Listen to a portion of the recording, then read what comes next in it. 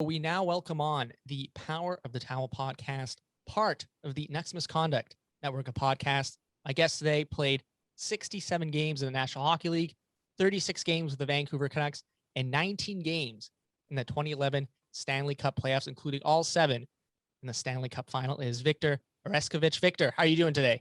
I'm doing very well. Thank you for having me. It's my pleasure, and it's nice to see you again. We've had, it's coming up to the 10-year anniversary. We are in the 10-year anniversary right now of the 2011 finals. And of course, the Game 7 is coming up, and we'll get to that a bit later. But I think, I know we said we're going to start with the listener questions a bit later, but I have one right off the top that I think is a good way to start this conversation. I mentioned all my Next Misconduct colleagues. I'm going to have Victor Oreskovich on, and they were really excited. Oh yeah, I remember him for the 2011 Stanley Cup playoffs, right? And I think, Trevor Beggs. Yeah, he had a good question that I think is great to start off with. Do you realize your legacy in being part of that 2011 team? Because that 2011 team, we're in the 10-year anniversary right now. It still has a very special place in a lot of Canucks fans' heart. For sure. For me, I was such a small part of that team, but it was such a privilege to be a part of that run and to have experienced that. And pretty crazy being 10 years removed from it now, just how the time flies. And no, those are moments I'll never forget, but I feel very lucky to have experienced that for sure. Yeah. And, I was 17 at the time of the 2011 finals. I'm 27 now, obviously.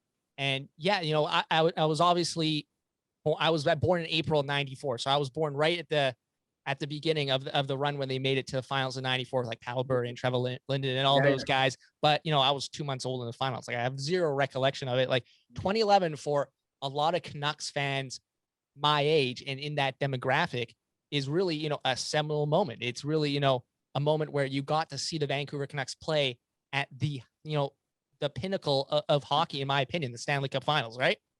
Totally. And it's amazing in any sport, really. You look back and what a run, and we were so close, and it's unfortunate, but we were right there, and that's life and that's sports for you. But no, to be able to share that in Vancouver, what an amazing city, and the fans, and it was a wonderful time in my life. Long time ago now, but yeah, I'll never forget those memories. Yeah, and I do want to get to of course, the 2011 Stanley Cup Finals later, but this is a Canucks podcast, so I think it's appropriate to start off how you actually joined the Vancouver Canucks organization. And doing my research for this interview, I totally forgot you're part of the Keith Ballard trade. Yeah, you're part of that Keith Ballard trade at the 2010 NHL draft with a first-round pick that brought yourself and Keith Ballard obviously to the Vancouver Canucks organization. So I guess just first off, tell me about your initial reaction about hearing you've got traded to Vancouver from the Florida Panthers, and your initial impressions of the organization. It was very surreal. For me, I quit hockey for a couple of years, and I eventually started training and skating again. I hadn't skated in a long, long time. And my first year coming back, I ended up playing with Florida, which was insane to go from not playing to playing with Florida. Then I was back in that summer at Notre Dame. That's where I went to school, and I was finishing up my degree. And I remember we were watching the draft, and I got a call, and it was one of my buddies saying, "Hey, like, you just got traded to the Canucks." He was from BC, so he was all fired up. And then I hadn't even heard from the team or anything. And my time in Florida was amazing too, to have that opportunity to play in the NHL. But going to Vancouver, it was such an immediate change that they had the best team in the league, a Canadian team, and just a very different structure. The organization, they flew me down right away, and they just made me feel very at home and very special. And it caught me off guard to go from not having played hockey to being a part of the best organization in the league. It all happened very quickly. But yeah, I was watching the draft, and my buddy, I remember him calling me and saying, "Hey, you got traded." I'm like, "Oh, thanks for the heads up."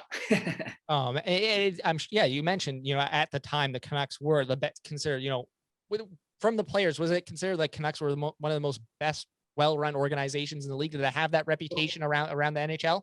Yeah, very much so. I think the Canucks have there's a lot of money, I think, with ownership. There's a very strong following, so they're generating a lot of revenue with ticket sales and things like that. I mean, it's not too dissimilar from the Leafs organization, where you're treated very, very well. And I just remember walking in and there's all this organic food and fresh salmon, and it was pretty luxurious. Well, what were the meals like in Florida? Like just They like weren't ham they and cheese weren't quite as sandwiches? yeah, they were a little bit different. They were no, it's pretty consistent across the NHL, but after practices, we wouldn't have any meals for us or anything like that. And you got to think, Florida, I think this is 10 years ago now, that organization has just changed a lot too. And I'm not at all speaking ill of the organization. It was great, but I just remember coming into Vancouver and it was so first class, and they treated us incredibly well.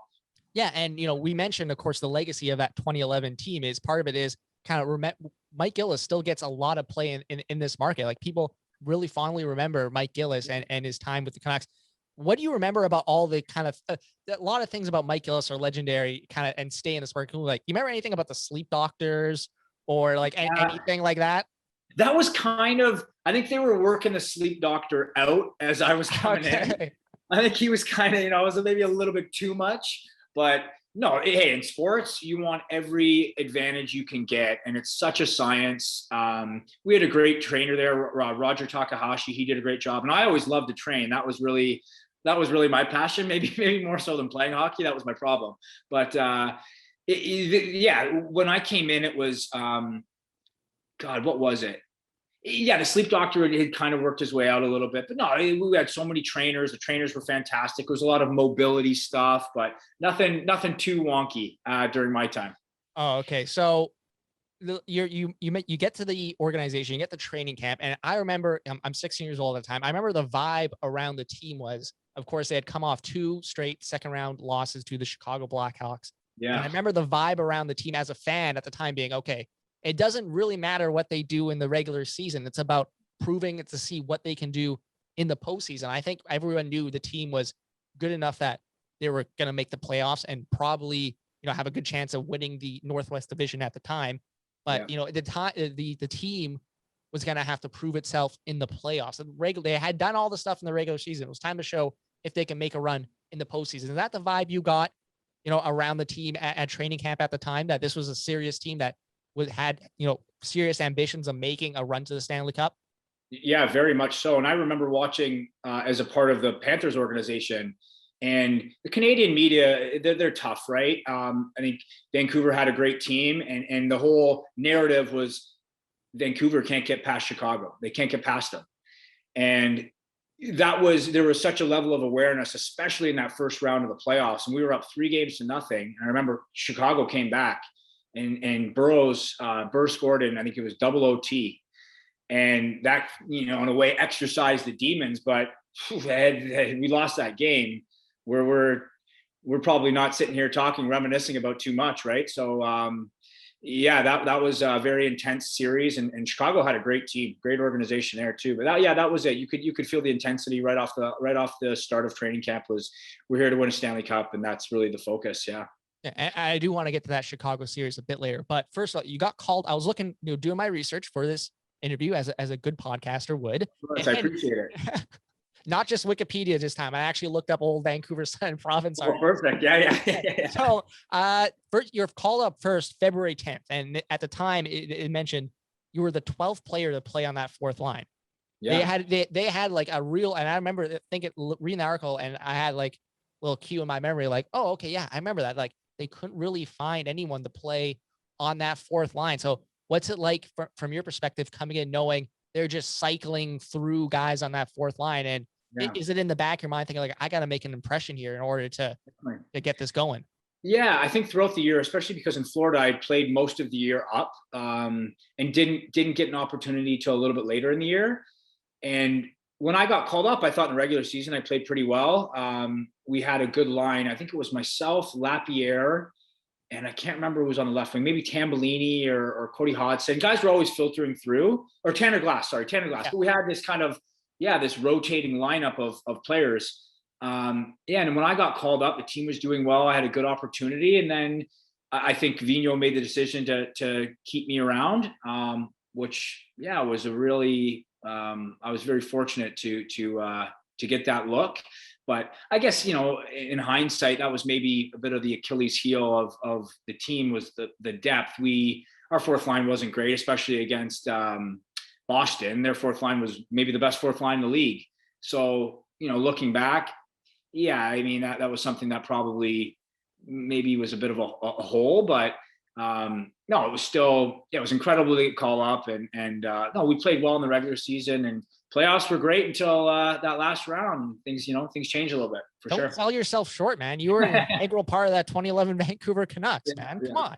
No. I just think back, and yeah, you can always be critical about how things play out, but no, it was still a tremendous time for sure.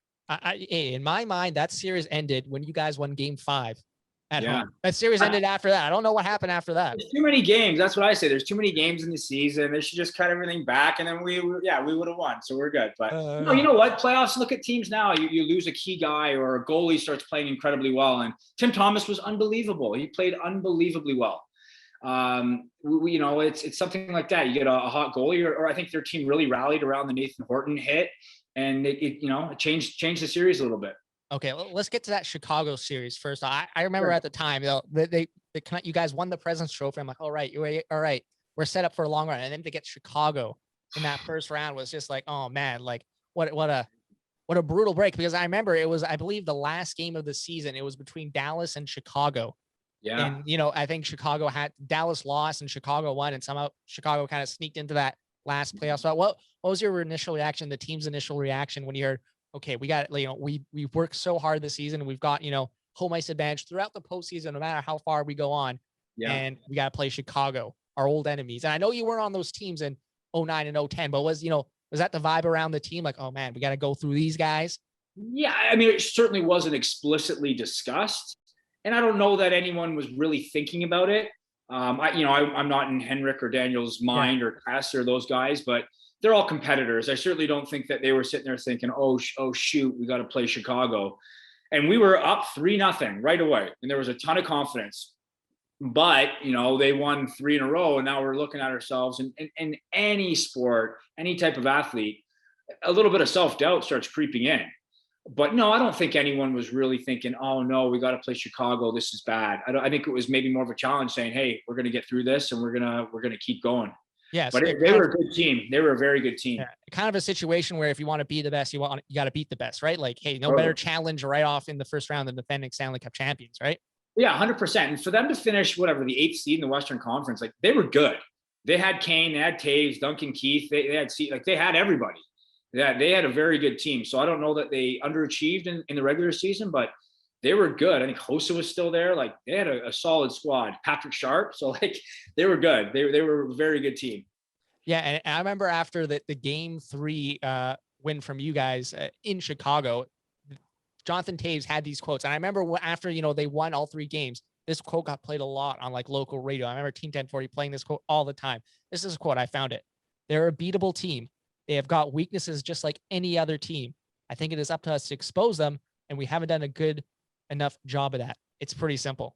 That was what Taves said after Game 3. And I think, at the time, it's like, okay, whatever, if they get swept, no one remembers that quote. Yeah. But, you go to Game 7. I remember that quote getting played all the time. Yeah. A lot of sports radio. Kind of the rallying cry from Jonathan Taves, right? Oh, totally. And I think Boland might've been out the first 3 games, and then he came back, and he was a great 2-way centerman. And I always played against Dave. I know him pretty well. I played against him growing up.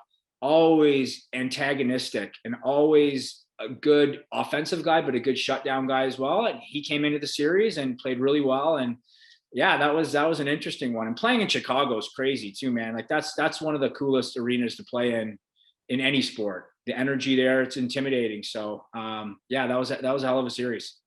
As a player, was that your favorite place to play on the road, Chicago? Chicago and Boston, I mean, they were intimidating because you can feel the fans. You can almost feel the hatred. Boston was even magnified even more so because I think the intensity of the Stanley Cup Finals and everything, but you can feel it, man. You can feel that heaviness in the air. But both those are great sports cities. Yeah. And of course, Chicago won those 3 games. It goes to a deciding game 7 here in Vancouver. And again, I feel like I'm sprinkling a lot of personal anecdotes, but I have a lot of vivid memories about, the 2011 Canucks. Like I was 17 years old, right in the prime, I feel, of my sports fandom. But I remember that day. It was a Tuesday or a Wednesday, I think. I don't remember. But at my high school, we went to a field trip at the Vancouver Aquarium. Did you ever go to the Vancouver Aquarium when you were here? No, I wish I would have. Okay. Well, I went there for a field trip. That was like I did, right before the game during the day. And I was a nervous wreck the entire day. Like I don't remember anything about the field trip. And I just thinking about the game that night. So I can't imagine what it was like for you as a player. And I think, it's been 10 years. People forget, just the excitement and the drama of the anticipation even of that game. I think the only game that's really come close was this year when the Leafs and Canadians, faced off in that game 7 where, this other team comes back and, the people that were the questions that are being asked about the Leafs right now could have been asked about the Vancouver Canucks. 1,000%. If you guys lose that game, right? Like what was your emotions during that day, the lead up to that game? What was that like?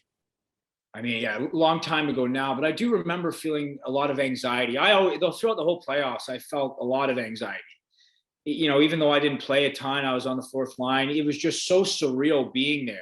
And that's why I have so much respect for, any athlete, but the guys on that team, the leaders on that team, go through the list, Bieksa, Kessler, the Sedins, Luongo, Burrow, like they were all really good guys and just consummate professionals. So think if you're playing 20 minutes a night, 25 minutes a night, and you're showing up and the pressure that you're under. So I just remember feeling that, and I was such a small part of the team, but it was nerve-wracking because going into something, I think it's always easier to be an underdog. You have nothing to lose. You go in, you play hard and let the chips fall where they may. When you are a heavy favorite, it's a very different experience mentally. So that's where we were at. And thank God Burrows, man, he came in and let that slap shot go, and we got past the round, but that's pretty stressful. Yeah, and I think it was Kevin Bieksa, your former teammate. I think he was on here at Radio Sportsnet 650, or maybe it was on, Hockey Night in Canada broadcast. But he said the 2 games he wished he could just kind of snap his fingers and just get through it. was that game 7 against Chicago, and of course the Stanley Cup final, game 7 versus Boston. Was that kind of like a similar feeling for you? Just kind of, oh man, I wish we could just get this game over with. The anticipation's killing me. Oh, for sure. And Kevin, he's a great guy, and he's doing so well on the panel. It's great to see that. He was playing big minutes, a shutdown role. So I'm sure how nerve-wracking is that? But that's something where the anticipation, I think, is usually worse than the actual once you're in the moment. You know what I mean? It's just that buildup that you can't really do anything yet. You can't react yet. You're still waiting for this kind of impending level of stress. So, no doubt. And those were the 2 most stressful games in the series, the entire run, for sure, because we handled Nashville and San Jose reasonably well, reasonably easy. Not easy, but they weren't like those series. So I would agree with what he said for sure. Yeah. And okay. So game 7, of course, I think people forget about that game. I had to watch the highlights before this. I think people forget Burrows. He had a great game. He didn't just score the winner. He scored the actual goal in regulation. Yeah. He's awesome. He had a great game. Him and Kessler were awesome. Unbelievable. And Jonathan Toews scores late. Yeah. Ties it up. They go to overtime. You were in the room. You were in the dressing room before that overtime. Hey, just take us through it, because I'm just fascinated what the room was like before that overtime. Yeah, again, honestly, it's a bit of a blur, but there was never much said in between periods, and that leadership group wasn't super rah. They were all very smart guys, and it was a quiet confidence. So there wasn't a lot of, hey, let's go, like not a lot of that. It was quiet, composed, and let's go get the job done. And I only played for 2 organizations in Florida. The morale or the demeanor in the room was very different. We had a very different leadership group, but in Vancouver, that's what it was. I'd say it was a composed, quiet confidence. Yeah. And I think, and in overtime, of course, before Burrows scores that goal, he takes a penalty in overtime. And I remember, I think people, man, I feel like I'm saying this, people forget a lot about this. That save Luongo made cross crease on Patrick Sharp. Yes, a huge save. Yeah, I was just gonna say, yeah. But hey man, that's human nature too. We have selective memories where you can be a hero and then you can be the GOAT, and people forget about certain aspects of any experience, whether it's sports or anything. But yeah, Lou made an enormous save. Like that could have been it. That could have been it. And then Burr, I think there was a turnover and he went in, he let like a bit of a flutter shot. Yeah. And Paulie gave the puck away. Burrows shoots, scores. Yeah. That was the call on the broadcast by Jim Houston. Yeah. Unbelievable. But yeah, Roberto Luongo made an incredible stop just before that. So if I was to poll Canucks fans about what do you remember most about Victor Oreskovich and his time with the Vancouver Canucks, I think it would be an overwhelming majority. Oh yeah, he's the guy after Burrows scores the goal against Chicago that he's a guy celebrating on the ice and he has no idea who to hug. Like he's trying to find someone to hug. I've seen no idea he can't find anyone. Like I've seen this and I want to clear the air on this. Okay. It was me. I couldn't decide to go hug Lou or to go hug Burr.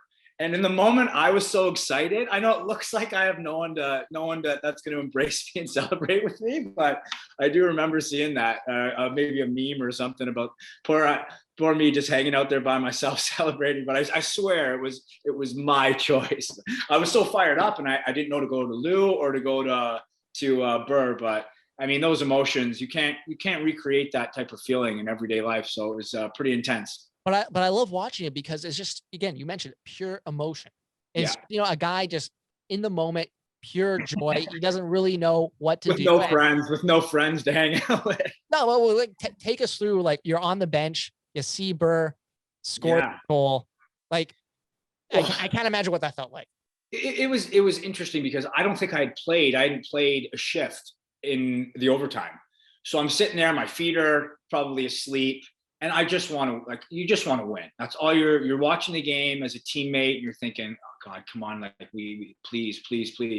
So it was just such an overwhelming and intense feeling of emotions that, thank God. And I think that really gave us that confidence to really rip through the second round and third round and feel like, hey, now we can do this to get through that.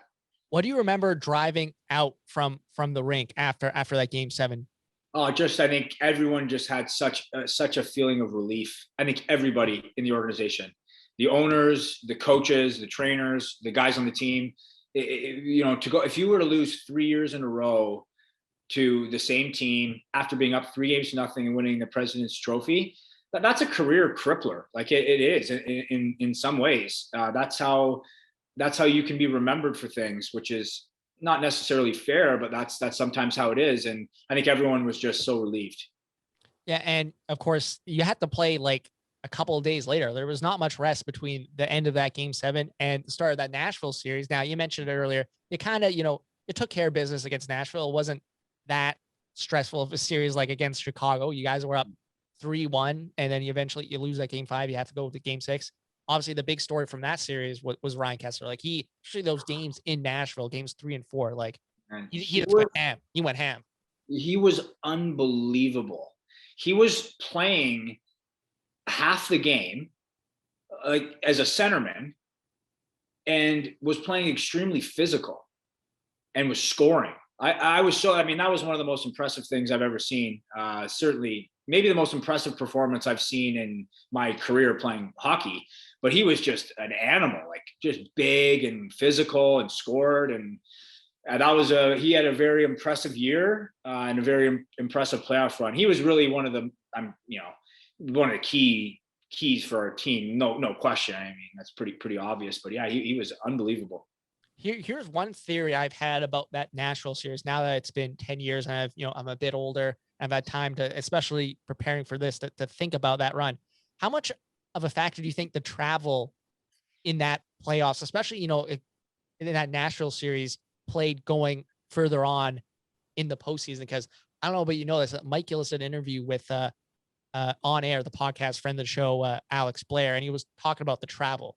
And that's in his mind, that was one of the things that really hindered you guys later on in the postseason because, you had to travel back and forth from Chicago, which is, I don't know how long that flight is. Got to be at least 4 4 or 5 hours, but especially Nashville was the furthest team you could have possibly played in that Western Conference, right? That's got to be at least like a 5-hour flight there and then a 5-hour flight back. You're traveling like back and forth across the continent. Like, how much do you think travel played a factor, from that series and that series against Chicago? Because those are long trips for a playoff series. Yeah. Yeah. And the travel and then the time change too. And what does the science show? I mean, you lose an hour, gain an hour, it has a big impact on your body. And you're constantly going back and forth between these different time periods or time zones rather. I mean, every team is doing it, but the travel, it's tough. And even though you're on a luxurious plane and you're eating great food and you're relaxing, I'm sure physiologically it's still having an impact. So yeah, you'd like to travel the least and stay within the time zone as much as you can. I'll never forget, man, my last game in the NHL, I got called up. It was my third year and I just played a 3-3 in the American League. I'd been out with a concussion for a while. I played a 3-3. I was exhausted. And then I got called up to Vancouver and it was a 3-hour time change and played the next night against Colorado. It was my last game that I ever played. And I was so tired on the ice. Like I couldn't even move. And it was obviously the 3-3, but just that flight, boom, time change. And no, it has a massive impact for sure. Well, okay, you brought it up. Let's talk about that. So your last game was against Colorado, I believe December of 2011, right? And I found an old article from the Vancouver Sun, and it kind of suggested that you lost that fight. Alain Vigneault thought you lost that fight against Shane O'Brien, and we all know Canucks fans, AV was not a big fan of Shane O'Brien. I know. You lose that fight. You kind of stress you lose that fight, and AV's like, okay, I'm done with this guy. Honestly, is that kind of what happened? It's probably true. And I know O'Brien reasonably well. Like I went to the one training camp with him and he was a buddy and it just happened. The fight happened. But yeah, maybe there's truth to that. I really don't know. Cause we won 6-1. I didn't play very well at all. I had a rough game, but I was exhausted, man. I was exhausted out there. I couldn't even move. And I remember Lauren Henning pulled me and he said, we think we might've called you up a little bit too soon. We're going to go a different route. And I said, okay, that's fine. I knew I didn't play very well. The team won 6-0, but I know Vigneault always had I guess he had an issue with Shane O'Brien. So maybe, yeah, Shane O'Brien beat me up and that was all she wrote. Yeah. Too much time at the Roxy for O'Brien. That was kind of his problem. He liked to party, but he was a good guy. He's a very funny guy and he's done really well too. I think he has that podcast now with Scotty Upshaw and they're Listen, Curfew. Yeah, exactly. Yeah. So you mentioned that was your last game. Like, was that kind of like a signal? Like I gotta, think, because you mentioned it. You took time off to finish your degree. You're obviously someone who wanted to really plan for his career post hockey, right? Like, was that the kind of the moments like maybe it's time to just kind of focus on my what I want to do after hockey? Yeah, and even after hockey, I wasn't sure of what I wanted to do. I was lucky that I had my parents always pushed me to go to school but I was still lost once I was done. It was more that I truthfully, I struggled with my love of the game. It always was a source of anxiety. I didn't really love playing. It was never really a source of joy from the time I was young. And that eventually catches up to you. I mean, I was very lucky to get a chance in the NHL and very lucky to get a chance playing on that Vancouver team. But for me, I was ready to do something else. I didn't really enjoy fighting. I always tried to play physical. I never had a problem doing that, but I didn't love the premeditated fights, and that you've seen that work its way out of the game. But for me to stay in the league, that's what I had to do, and something that I didn't really want to do. And playing in the minors is not all that glamorous. So for me, had another concussion in the minors, and I thought, you know what, it's time to do something else. And there was a few college guys on that Canucks team. Obviously, you had yourself, you had Corey. I think I remember reading something. Nice, great guy, yeah. Schneider had his degree in finance from Boston College. Like he was very smart. Very smart guy. Yeah. Obviously, Kevin Bieksa played college. Chris Higgins. I think Tanner obviously played college. Well, there was a few college guys on the Canucks team. Yeah. And it was funny. I brought it up earlier in the podcast, but I can remember going to dinners and instead of, I don't know, telling stories about whatever, we'd be playing like brain teasers and stuff. It was a pretty, it was an intelligent group, guys who were thinkers. So a lot of smart people on that team. No question.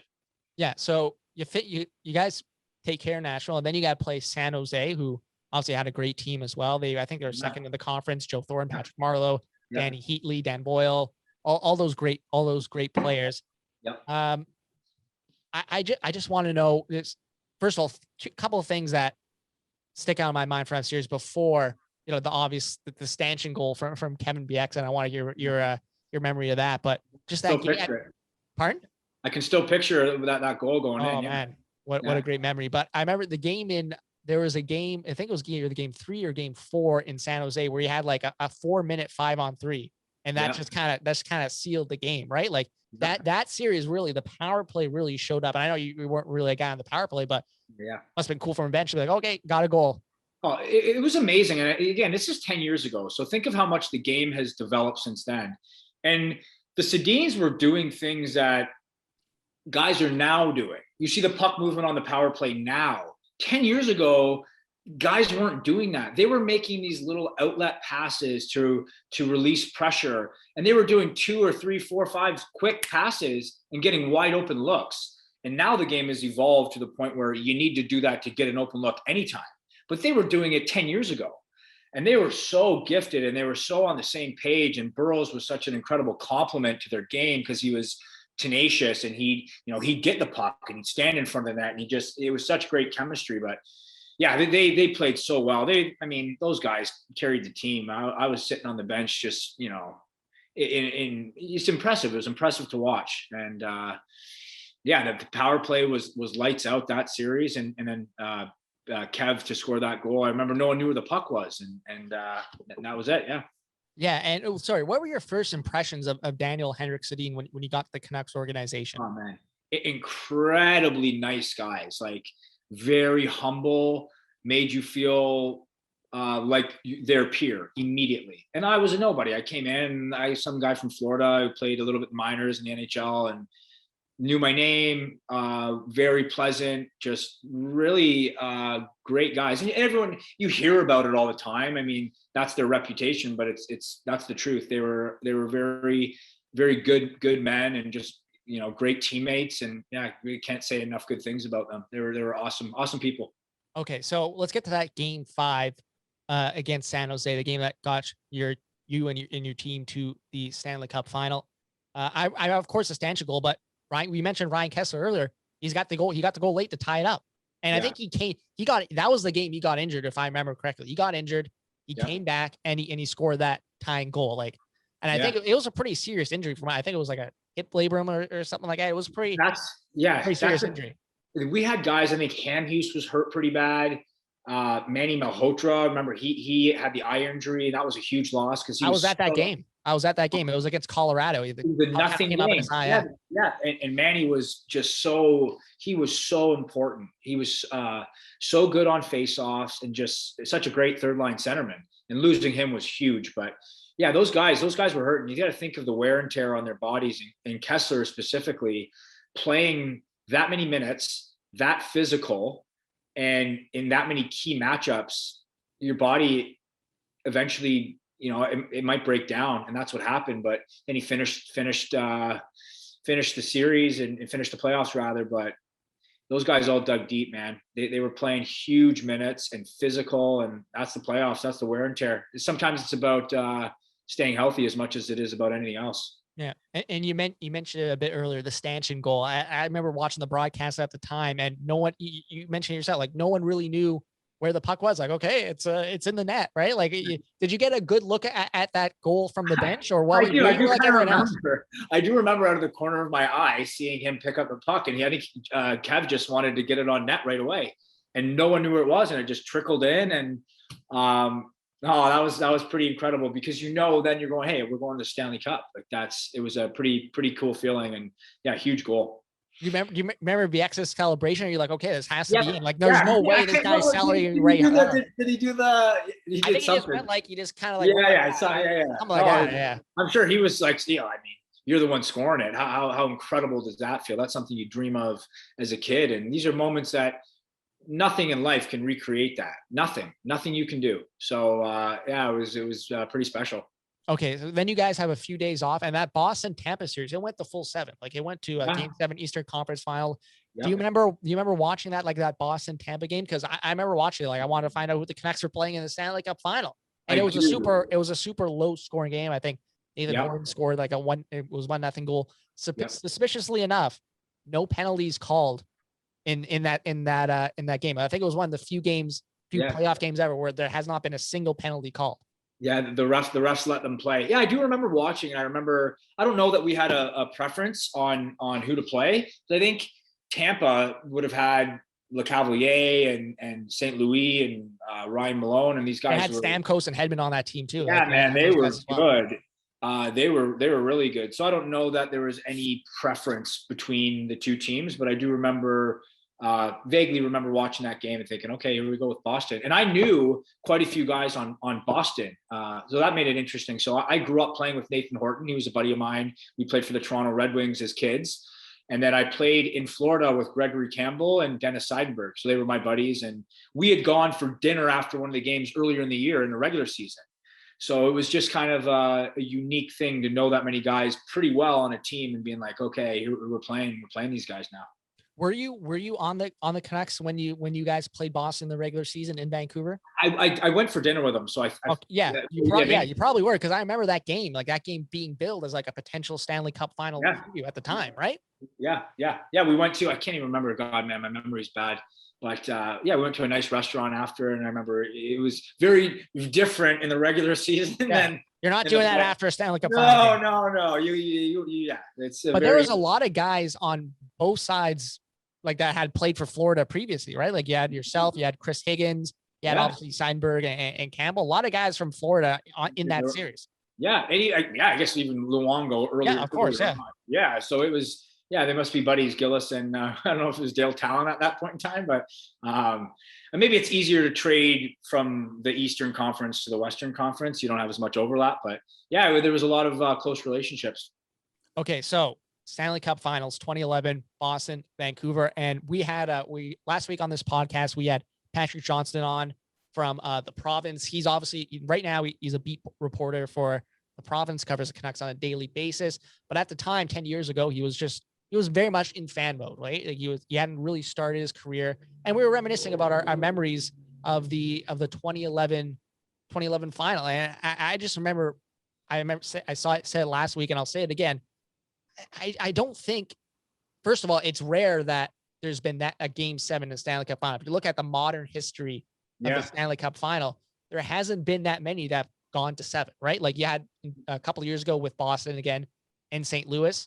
But even a lot of these series, Stanley Cup final, when it gets to the Stanley Cup final, it goes to like 5 or 6 games. There's a clear winner, and everyone, the crown champion, everyone moves on. But I don't think there's been a Stanley Cup final since you guys played Boston that's had the same level of vitriol and hatred between the teams, the fans, the cities. Like that was a super intense Stanley Cup final for close to 2 weeks, and I don't think that intensity has been matched in this. That I'll say right now, it hasn't come close to any Stanley Cup final. Since then, right? Like it's so intense. Again, the hatred between the teams, the cities, the fan base. And I think it was a combination of obviously the Canucks had not won a Stanley Cup ever, and at the time Boston they hadn't won a Stanley Cup since Bobby Orr was on the team, right? Like it had been a hot minute since either team had won a Stanley Cup, in the Canucks case, obviously had never won. Like, what was it like to be? You're 24 years old. You kind of you're playing a part on the team. What was it like being in the middle of all that? Yeah, I think you nailed it. It was such a visceral feeling, the whole series, and you had a guy like Marchand and just Burroughs, and they were kind of similar, played similar roles, and as I said earlier, going into Boston, it was intimidating. Those fans hated you. And I think that's an intimidating sports town. And like you said, the Nathan Horton hit was big too. The whole city, the team really rallied around that. And from there, I think there was that scrum incident with Burroughs, and there was a lot of stuff going on that created a lot of tension. And maybe more so than the normal series. There's a lot of I don't know if you want to call it hatred, but it was very intense and had a very different feel than Certainly San Jose and Nashville, more similar to the Chicago series, but took on a whole different beast because of what was on the line. Did the teams, yourself and the Bruins, did they really hate each other? Was that like it felt palpable watching the games? Yeah. But was that true, like on the ice between the teams? The guys really hate each other? No, I don't think so. I mean, I certainly don't. I certainly don't hate. I don't even know most of those guys. So, Brad Marchand is a great player. Is he painful to play against? Absolutely. Do I root for him to win now? No, I don't. But I don't know. I'm sure he's a guy that you obviously love having on your team. And I think Burrows had the same type of.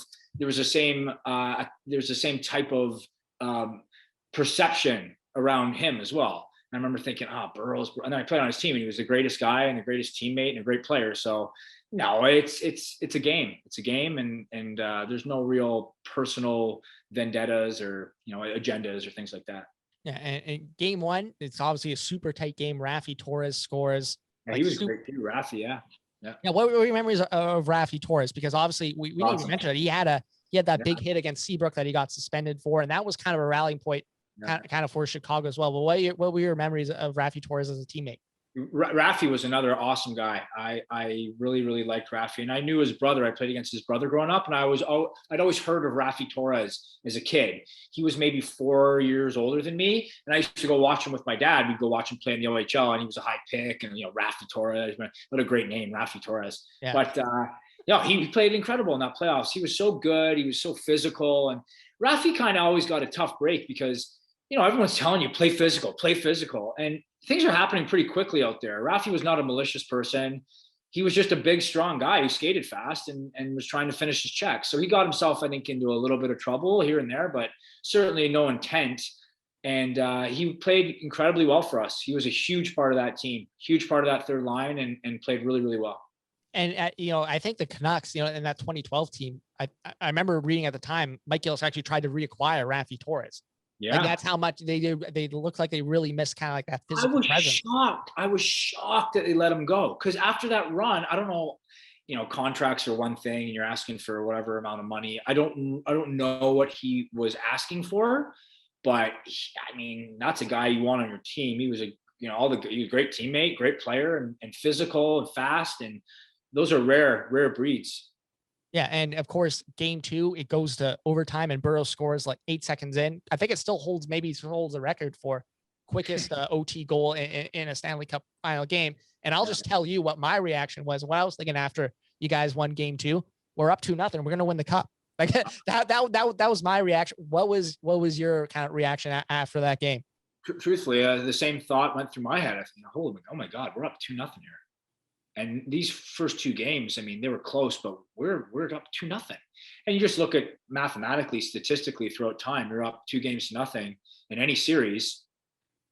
The odds are very much in your favor. And then we went back to Boston, and that hit changed a lot of things. I just remember the energy in the building being completely sucked out, and then back in, and that team just rallied around it. I think Seguin too. Seguin was another guy on that team that I'm pretty sure he was healthy scratch the first couple games, and they put him in, and he played really well. And maybe Thornton was the other guy. He was tough and good, and they came together. But after we're up 2-0, you're thinking, holy shit, here we go. This is looking pretty good. Yeah, and so I remember before game three, the broadcast make a big deal to putting Sean Thornton in the game, the kind of like the agitator, the tough guy for the Bruins. Was there a noticeable change when he was on the ice, or is that just kind of the broadcast hyping it up? I think it's maybe a combination. He was good. He was an effective player, but they had a great fourth line. Gregory Campbell was very solid. Daniel Paille was very solid. Those guys, that was a third line on most teams. And look at the Islanders now. It's the same type of thing with Casey Cizikas and Matt Martin and Kyle Clutterbuck. Like, you need that depth in the playoffs. Those are the guys who, the third and fourth lines, where you need that depth to give your top guys a bit of a breather if they have an off night. And they were just that fourth line. They had a great fourth line, no question. They were very solid. And I don't know if it was the hit or the injection of those players or what it was, but the series felt like it changed after that hit. Okay, so let's talk about that hit. Obviously, Aaron Rome hits Nathan Horton. He ends up getting I believe he was kicked out of the game. He got a match penalty. and he got a 4-game suspension from that. Like, do you remember just the reaction of the team when he got a 4-game suspension? Because that is, I'm talking as a Canucks fan right here. That is an unprecedented suspension in the Stanley Cup final, right? Maybe it was a millisecond late, but it was not, a super, that was not, the Mark Scheifele on Jake Evans hit where he's skating across ice on a charge just to blow the guy up, right? Like that was a hockey play in the middle of a game. It was maybe, a millisecond or a half a second late, but it wasn't, he didn't hit his head or anything like that. It was just a really hard hit. And Nathan Horton unfortunately had a bad reaction to it. Rome was a big guy and he was strong and he was unbelievably good at those types of hits where he'd kind of catch you looking at your, admiring your pass or whatever it was. And it can still picture the hit. Horton kind of, let up a little bit and whether it was a clean hit, I certainly don't think it was a dirty hit, but like you said, maybe it was whatever, second too late, but it was a hard hit. And I think at that point in time, you also have to remember 10 years ago, this is when head checks were a major problem. Yeah. This was like, we're trying to get this out of the league. And that's when the league really started to change. And I think in the last 10 years, the league's a lot less physical now. There's far less fighting, but I think it's a lot less physical too. And really, is there any need to try and completely bury a guy and line a guy up? You really don't see it in the regular season. You've seen it a little bit more in the playoffs this year, but that hit, not Scott Stevens, that's how he made his career, was clipping guys like that. And Rome, it was a solid hit, but the game has changed a lot since then. I think that suspension has something to do with Colin Campbell, his son, being on the Bruins at the time. Yes. And, he being in charge of Department of Player Safety. I'm just saying, just saying. I don't know if there was any speculation. You felt so bad for Romer because he wasn't a dirty player and things are happening so quickly out there. He's trying to finish a check. He's a big guy. Physics are physics. Like Horton skating fast, Romer skating fast, and that collision happens. I don't know that, Colin Campbell or whomever the suspension had anything to do with Gregory, but it was unfortunate. Think of that. That's something you've dreamed about as a kid your whole life and it's taken away from you. You can't play. So it was pretty unfortunate for Romer. He was still, I assume, around the team afterwards, right? Still like, all that, like it must have been tough. Like you work your whole life. If you're a hockey player, you work pretty much your entire life to get to the Stanley Cup final that moment, to have it taken away from you for, again, was it late? Maybe by a second, but it wasn't worthy of being suspended for the rest of the Stanley Cup final.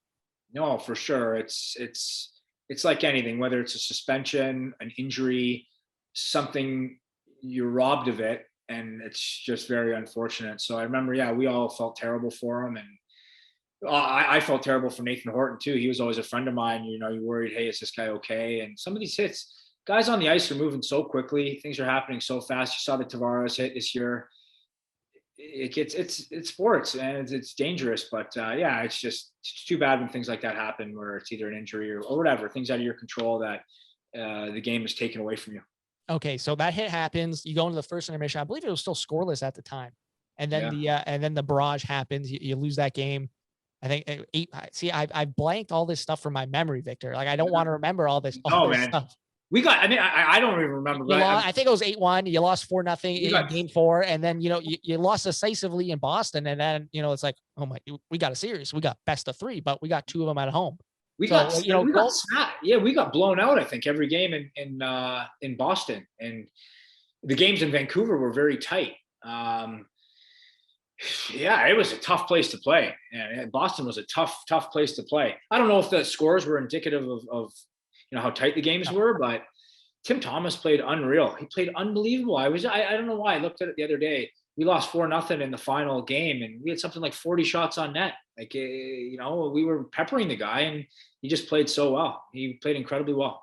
So one of the enduring kind of moments from those games in Boston is Brad Marchand speed bagging Daniel Sedin. I remember that very vividly. I remember the debate around what were you told by the team, just kind of like, hey, let's try and get the power play here, because that was kind of what was being said at the time. Like, hey, we don't want to react. We don't want to take a retaliatory penalty. We just want to try and get the power play and score. Like, what was going on there?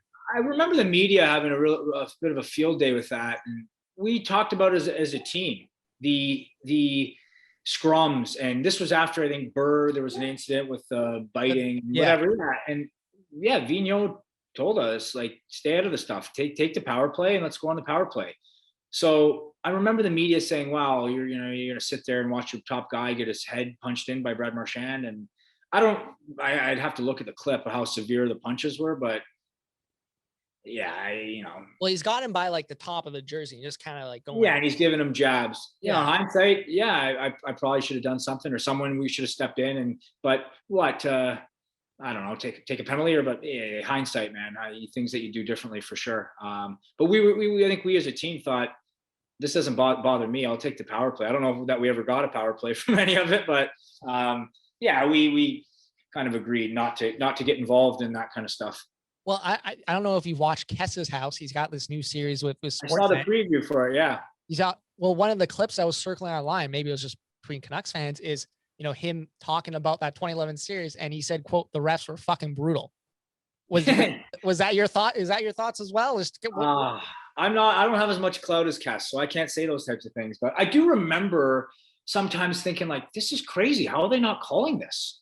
And the Sedins were, they were such elite players. And I do remember thinking that, like, how are they not calling this? I don't know. I look at, man, it's been 10 years. I haven't watched any of the games. It happened. It's over for me. But I do remember feeling that way. Like, this is crazy. How are they not calling something? And whether it was, there was intent or what, but I do remember thinking that for sure. I do remember it. Yeah. And of course, you go back to Vancouver Game 5, Max Lapierre, and another 1-0 game that you have the advantage in. Max Lapierre scores the game winner, and I was downtown for Game 5, Game 6, and Game 7. We'll get to the Game 7 later in the aftermath of that. But I remember after the Game 5, I'm downtown watching the game, just walk around afterwards. I almost died from getting too many high fives. Like, that was just the euphoria yeah. in the city. It was just unbelievable after that 1-0 game. But then on the back of your mind, it's like, okay, now we got to go back to Boston and try and get a result. I remember one of my friends telling me, oh, Matt, I hope they lose in Boston so they can win the cup on home ice. Yeah. I'm just like, no, just win I don't care whether they win it. Just win it, man. Yeah, no, for sure. No, we felt confident. And even though the games that we played in Boston, we lost, I guess, the games weren't that close. I think throughout that whole series, we always felt confident. There was never any doubt. And you play one Game 7 and that's it. That's where you crowned a champion, or, that's how it goes, man. That's it. But yeah, I do remember thinking, holy, we're up 3-2 here. The same feeling is you're up 2-0. And as an athlete, you're trying to be mindful not to get too ahead of yourself, but those thoughts, I think it's only natural for them to creep in your mind a little bit. So you go back to Game 6 in Boston. Again, doesn't go your way, but this is what the team played for throughout the regular season, right? You have Game 7 at home in the Stanley Cup final. Now, we talked about, what your nerves before the Game 7 against Chicago, and we mentioned Kevin Bieksa's comments from earlier in the playoffs. For the 2 games he wished he could just kind of snap his fingers and get over with, were the Game 7 against Chicago, and of course the Game 7 against Boston. I can't imagine, and correct me if I'm wrong, I can't imagine you got that much sleep the night before Game 7. No, it was a stressful period of time. We all stayed at the Pacific Rim Hotel. So all the team was there. And it's just that feeling of the calm before the storm, where it's really difficult to relax. The team did everything they could to make us feel relaxed and to maybe mentally detach a little bit from any stress, but you're just waiting. You're waiting for this inevitable game. That's the biggest game of your life. And no different than, I guess, a fighter waiting to fight in boxing or MMA or a golfer. It's all the same. You're just waiting. And some guys handle it better than others. Some athletes, I think, really relish in that, and others it's a little bit more difficult. So yeah, it was a stressful time. So we mentioned it kind of earlier, but there hasn't been that many Game 7s of the Stanley Cup final. If you think about it, like, there's been a handful of people, like, you're part of a group of hockey players who have played in the Game 7 of a Stanley Cup final. Like, that's a very select company. Yeah. Yeah, honestly, I appreciate that, and I'm very grateful for my time. But I don't know. I don't think about it that much anymore. It was a time in my life that kind of came and went, and you know, it was really incredible, and it taught me a lot. Exposes you to things that other people, you never get a chance to do that. To see that level of pressure and stress, and to see these incredible athletes, like the Sedins, like Kessler, like Luongo, manage that pressure, and you have to respect it, and really, to a degree, admire it. So that's, I mean, what I think of, and why I'm grateful just to see that, to experience that. But yeah, very rare, very rare. Okay, so the game 7 itself, I have still not watched the highlights of that game 7. I didn't even attempt to watch them before we started this. It was just I knew I wasn't going to be able to. Yeah, no, I knew I wasn't going to be able to get through it. But I just remember before the game thinking, okay, Canucks got to score the first goal, because you mentioned how well Tim Thomas had played throughout the postseason against you guys in the Stanley Cup final. Yeah. We got to get the first goal, because if we don't get the first goal, we got to score 2 goals. And the way Tim Thomas is playing, like that's going to be tough. Was that the general feeling in the room? Well, he had just been incredibly good the entire series, and correct me if I'm wrong. I thought they went up 2-0 in the first, and I remember the energy. Well, I remember Bergeron scores off that face-off play. It's 1-0. I think Burrows had a chance pretty soon afterwards, and Chara blocked it. And I remember thinking, like, man, that was a chance. Like, you have to bury that. Yeah, no, I remember feeling like the energy was really sucked out of the building early on, and I think we were down maybe 2-0, but it just felt like we were down 10-0. Like, it was an ominous feeling in the building. I remember that, and maybe that was the subconscious, the collective subconscious of the city thinking, Tim Thomas has been unbelievable. We can't score on this guy. I remember that feeling, that the energy had been taken away early on in the game. Okay, so the game finishes. You go back to the dressing room. I don't want to rehash like what probably you were feeling in that moment, because I can't imagine. I wouldn't want anyone to relive that. But at the same time, I'm outside. I remember hanging around, and I remember. It's terrible to say. I remember someone throwing a chair through the window of Blend's Coffee. I'm like, okay, well, this shit's getting serious. Like, what was the team's kind of situation when that's all going on in the dressing room? Well, I think really immediately after something like that, it's a very surreal feeling, because it's over. Yeah, you feel numb. I remember feeling very numb. It's just done. You're in the back of your mind thinking, probably never going to get a chance to do that again. So you're very numb. I remember the owner came in, Aquilini came in and spoke for a little while, and you're just so demoralized, and it's lifeless. It felt very lifeless. And then you come out of the room, and my mom and my nonna were there, and they came down to watch me. And there's nothing that they can say. Then you start hearing, the city's rioting. What the hell is going on here? So I remember trying to walk home. I made sure my mom and my nonna were okay to get home. And then I was really good buddies at the time. We all lived in the same place. It was myself, Tanev, Chris Higgins, and Lapierre. We all lived in the same building.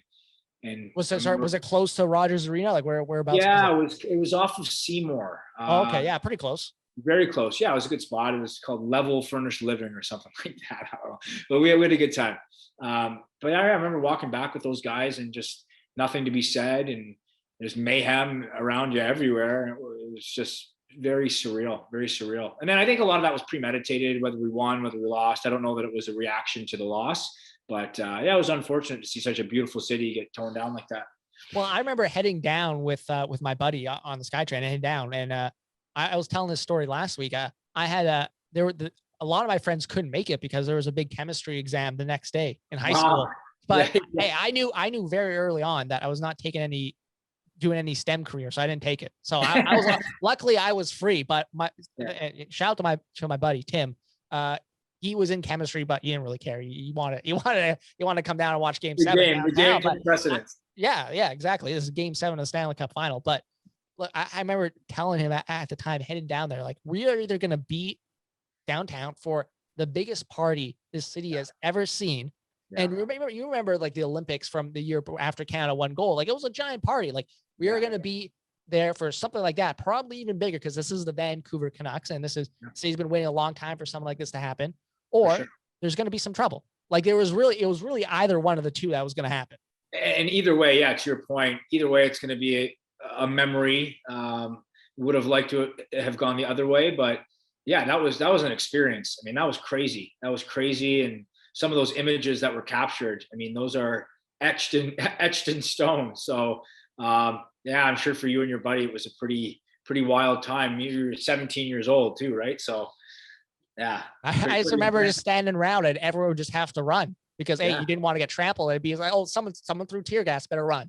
That was my very vivid memory.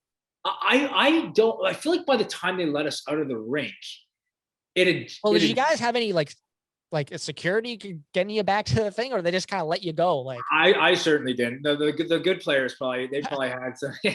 No, they kept us around for a while. From what I recall, no one was any rush to leave the arena, and I don't know. Again, it was so surreal at the time. Whether it was an hour, 2 hours, 3 hours, I have no recollection of what that time period looked like. I really don't. It's all a blur. But by the time we left, it wasn't I think the intensity of the riot had subsided a little bit. Well, I can imagine the crowd, because speaking back on Kessa's house, he's talking about after Game 5, after you guys went to the Stanley Cup final, he was saying on Kessa's house, he lived maybe a mile away from the rink, and it took him an hour and a half to get home after that Game 5 win. So I imagine they just going back, like, what do you remember the city's reaction after that Game 5 win against San Jose? Because I was going bonkers. Oh yeah, that's a positive. We'll end on this positive. We'll have a few more questions as listener questions. Hey, I'm happy. Don't worry. I'm happy to talk about the good. It was all a crazy ride for me. There's no no real regrets, but the feelings, the ups and downs of sports, I think, is what makes sport such a powerful thing for the athlete and the fans, because you know what it is like to feel that pain, and you know what it's like to feel so amazing. And that run, that's what that was. It was some incredible highs and some incredible lows. And I think I feel very fortunate to have got to experience that. Man, I quit hockey for 2 years. I never thought I'd play again. 2 years later, I'm in the Stanley Cup finals. It was such a gift. And I feel very lucky to have been surrounded by a lot of those athletes and just to have witnessed that close up like that. So I think, that's what it is. It's the ups and downs. You just have to embrace them. That is very well said. So let's get to a couple more questions that I have, and then we'll get to some listener questions. Okay. First off, is there going to be a 2011 reunion? Oh God. You know what? I don't have social media, so I don't know what the guys are up to. It seems like, we're old now, man. People still want to hear from the guys from that team, man. I'm telling you. I wonder who's still in Vancouver, because most of the players are retired. Daniel Henrik are. They're back, hey? Well, they stayed after they retired, right? Like obviously a lot of Sweden's such a beautiful country. Like a lot of these Swedish guys like go back there, but they live in the city. Yeah. Okay. Yeah. I remember going to, they had a beautiful place. Maybe if they want to raise their kids here or whatever it is, but who knows? It seems like Bieksa has done incredibly well. He's hilarious on the panel, man. He and Elliot Friedman going back and forth. It's fantastic, fantastic television. So I don't know, maybe one day, but life seems to have moved on. So no 10-year 2011 reunion. I didn't even know it was a 10-year anniversary. I'm like, holy crap! Wow, that really flew by. But I haven't heard anything. Okay, so next one. Do you still follow the Vancouver Canucks? How much do you follow the Canucks or hockey in general since you've kind of retired? So right after I finished playing, I didn't watch at all, because I was still young. I was 26, 27 when I retired. You see a lot of your peers up there, and you're thinking, I don't know, it's just a little bit too close to home. Now I've been watching quite a bit. I like watching the Leafs. I think they have a very good, young, talented team, but they've had a rough go. But I do enjoy watching them, and I enjoy watching Edmonton too, just because of McDavid and Draisaitl. I mean, those guys are studs. So, but I don't really follow Vancouver anymore. No. Okay, so I was about to cut you off. We have a strict no Leafs talk, no Leafs. Oh, okay. Yeah, no, we're a big Leafs hating podcast here. Okay, good to know. It's okay. We'll correct that for next time. Okay, thank you. Do you still talk to any of the teammates from that team? Here and there.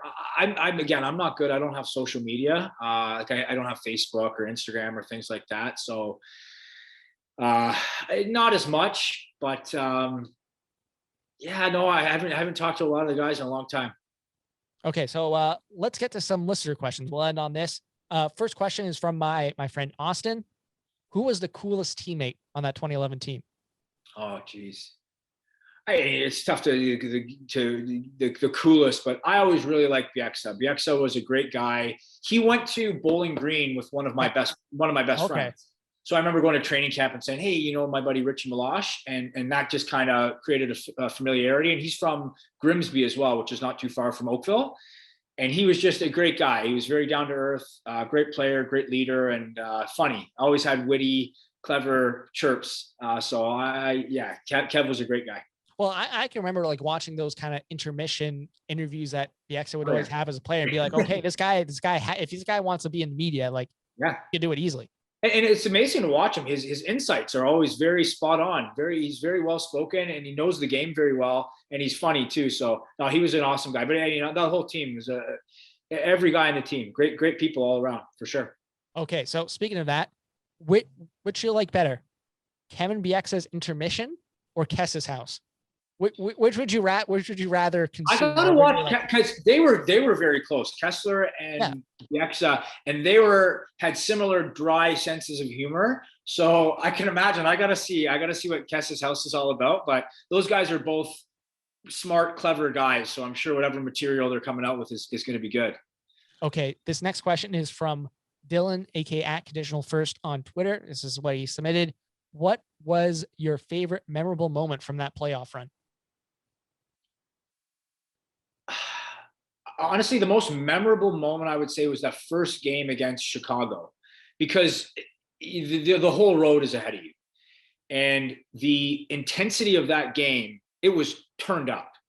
The NHL is the NHL; it's the best league on the planet. But that first game, it was dialed up, and I remember I felt very proud. I'm thinking, hey, wow, I quit hockey, and here I am in the Stanley Cup playoffs playing against guys some of them who I grew up watching. And I just remember feeling like, wow, this is pretty amazing. So that first game, my first shift, I remember I skated, I was on the forecheck, and I think I laid a big hit or something. I remember thinking like, wow, this is pretty special. Okay. So you mentioned it a bit earlier, but we have a question from Collins. That's his name. B Collins 92 on Twitter. Between 2007 and 2009, when you took time off, what was the reasoning behind that? Honestly, I was burnt out. I didn't enjoy playing anymore. I didn't go to school, and really thought, am I going to go play in the AHL, the East Coast League, and not really enjoy what I'm doing?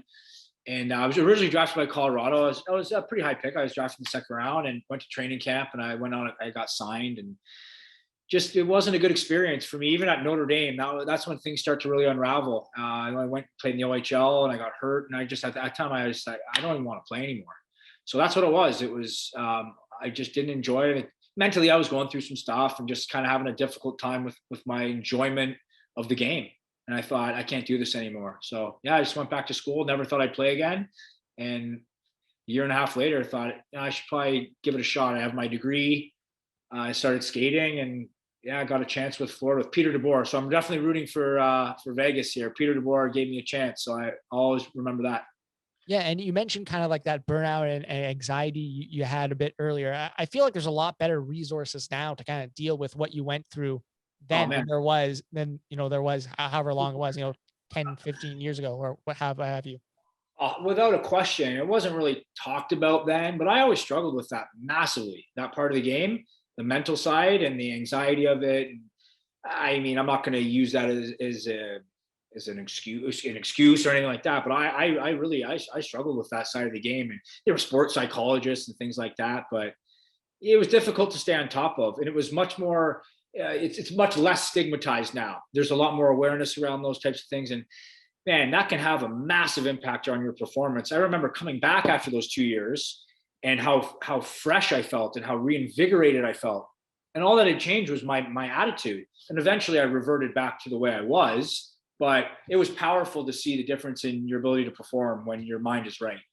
Okay. So another question from B Collins 92. What role do you think you played in that lineup, that 2011 lineup? Oh, I mean, I tried to play physical. I thought, throughout the playoffs, I thought we did an okay job, but I guess that was, get pucks in deep, try not to, don't make mistakes. Well, we didn't score a ton, and we didn't play a lot. Or the fourth line was used sparingly, but yeah, that was our role, to get in and almost, give the guys a breather and play physical. So that was what was expected of us. Oh, okay. So this next question is from Tanbeer, aka Tanbeer from Surrey, good buddy of mine. How nervous was the team before Game 7 in the Cup final? No one's outwardly nervous. I don't think. You can feel it, and I can't speak for anyone else on that team.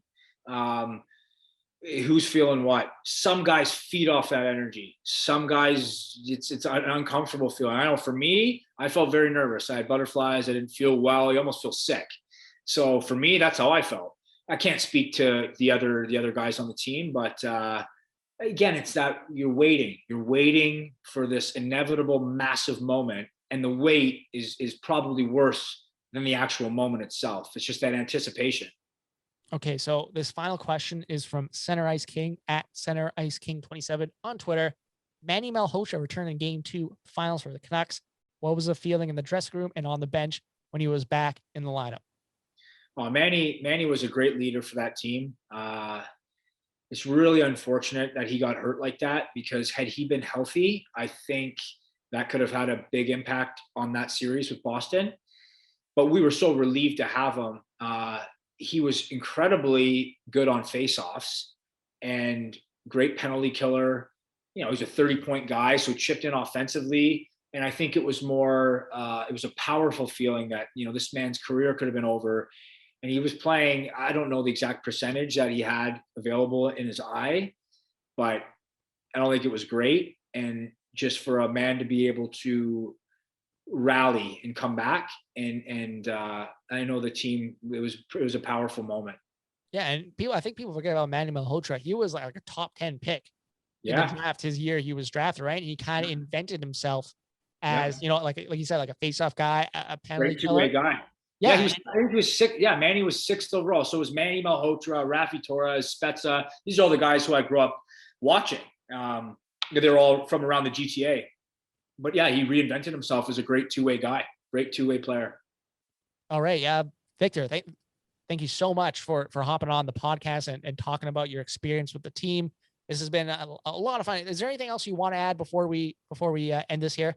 No, I'd say thank you very much for having me, and crazy that 10 years has gone by that quickly. But yeah, I can't express enough how grateful I am for that time in my life, to experience that with the team and with the city. And, those are memories that never leave you. It's unfortunate that we didn't win, but that's life and that's sports. But it was a very special time for me. So thank you for having me on. I appreciate it. I look forward to seeing you in Vancouver when the Canucks eventually honor the that 2011 team. Yeah, the 15-year reunion, when they eventually honor that team before like a pregame ceremony. I look forward to you being on the ice with all your old teammates. All right, man. I appreciate it.